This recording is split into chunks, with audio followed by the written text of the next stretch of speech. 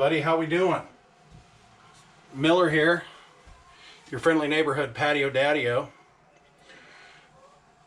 Today I'm going to show y'all how to cook a picanha on a Weber. It's going to turn out great. A picanha, this delicious looking slab right here, is not a brisket point. This is a sirloin cap. This is a great cut of meat. I'm going to show you guys how to cut this, how to skewer it, how to season it, and how to grill it. And it's going to be awesome. So hang on tight and enjoy. The first thing we're going to do is check out the grain. I'm going to cut this with the grain. All right, we're going this way. All right, we're going to get rid of this fat right here because this is not the fat we want. The fat cap itself is going to render really nice and yield a real flavorful piece of meat. And you can kind of see a line right here. We're going to go ahead and cut that piece off. We'll still serve it up, but it's not going to be part of our picanha. All right. Come down here, check this out. This little point right here, we're going to get rid of him too. We'll also serve it up. All right. I'm going to take this, cut it with the grain. You're saying, why would you cut it with the grain maybe?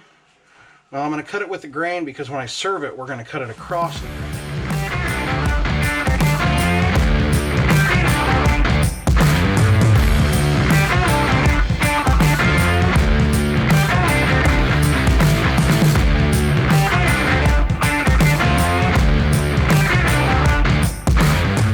Trim just a little bit of this fat off of here.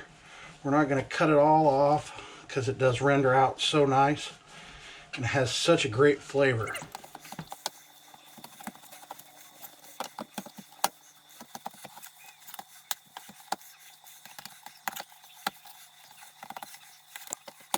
So we're going to fold these in half.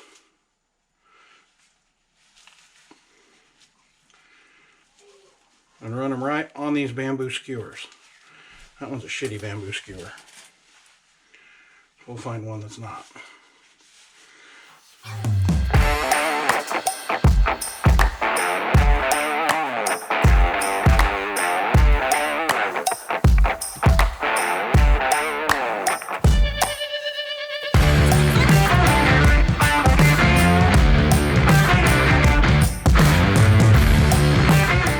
Great grilling and barbecue with the most basic of equipment. You don't have to have a $1,500 grill to make great food, and I'm sure most of you know.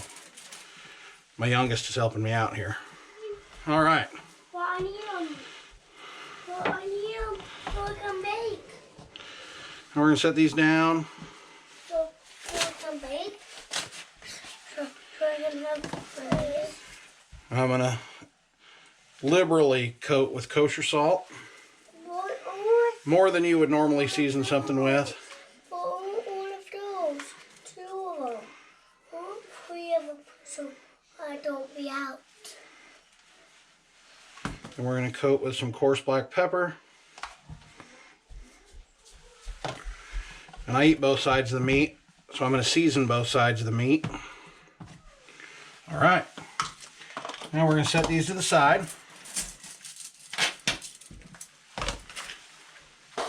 Let them rest for about 30 minutes right there on the stove top.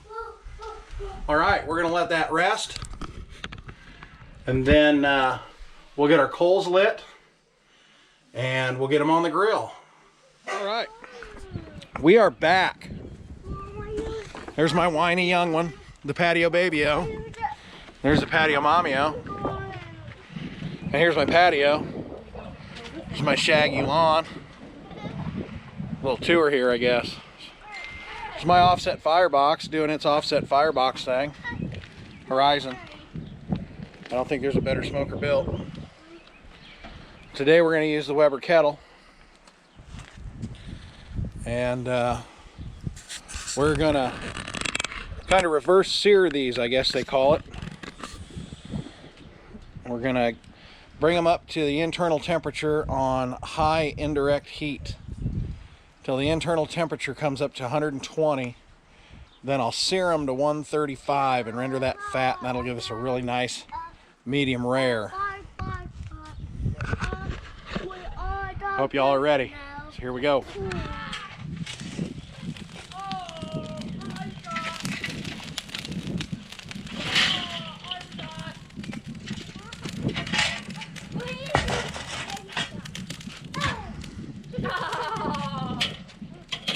Knock them back a little bit. I'm telling you guys, you can do a really, really great barbecue. Great grilling with minimal equipment and on a low budget. I am not Cameron. Mom, what's this?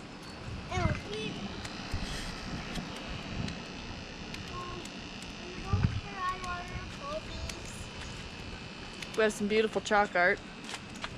So we'll let those go about an hour. We'll check our temperatures and then we'll sear them. In the meantime, we'll get our asparagus and morels ready. See you in a bit. All right, now we're gonna check our internal temperature. See where we're at here. We want to be in the neighborhood of 120. That one's at 142.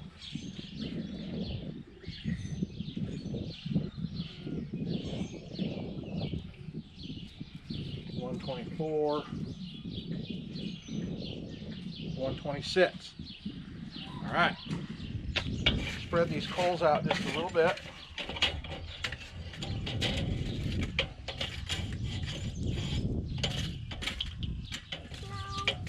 Just enough.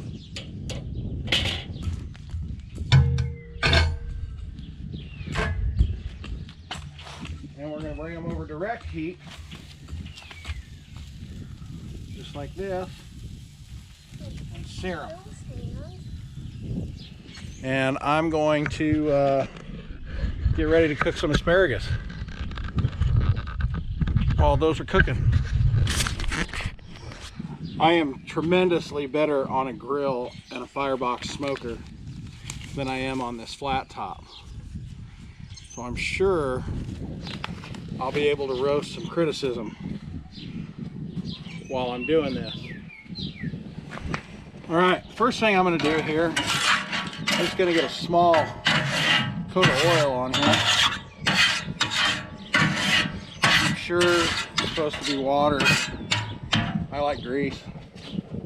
Never trust a skinny cook. At least that's my philosophy. We're gonna render that down a little bit. If you guys that watch this, and the 7 of you that watch it that might enjoy it, if there's something you'd like to see me do, if you want to see more of this curing, just let us know. And I'll get her done right away. So shout out to Pit Boss for their help in this. It does just as good a job as my brother's Blackstone. I think it was about the same price, so it was kind of a wash. When we ordered this, well, when we bought this, they didn't have a Blackstone in this size, or I'd probably be kissing Blackstone's ass. But we really like this. We cook in the warm months 2 or 3 days a week. It's nice to come home from Little League and warm it up and split some weenies or throw some smash burgers on. I've seared steaks on it, stir fry. Y'all have seen them, y'all know what you can do on them. Pretty good stuff. All right, we're gonna take a minute here, see where we're at on that picanha. We got to keep it moving as much as we can because we don't want to burn the fat. We just want to render it nice.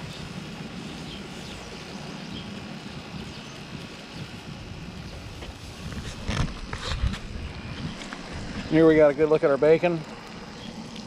Now we'll go ahead and add our asparagus.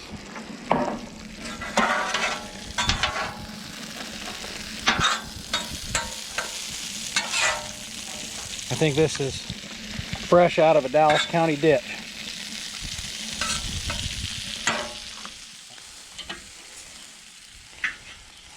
I think we can probably call them done. Grab my probe. 159, but I bet that's not true. We're gonna let them rest and see what we got.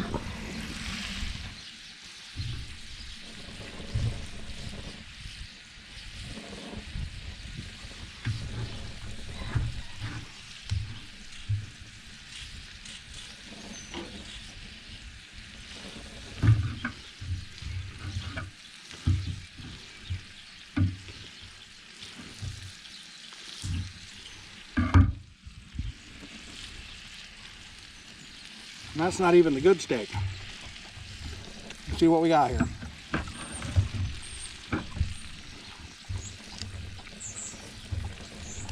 The wife asked that I bring those to a medium for her. I'd like to kick her out of the house on that. But yeah, that's good.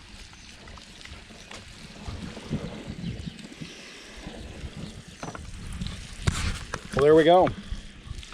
There's round one of picanha. Hope y'all like it. Let's take a look at our asparagus here.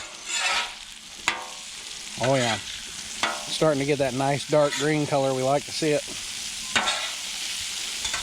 All right, guys.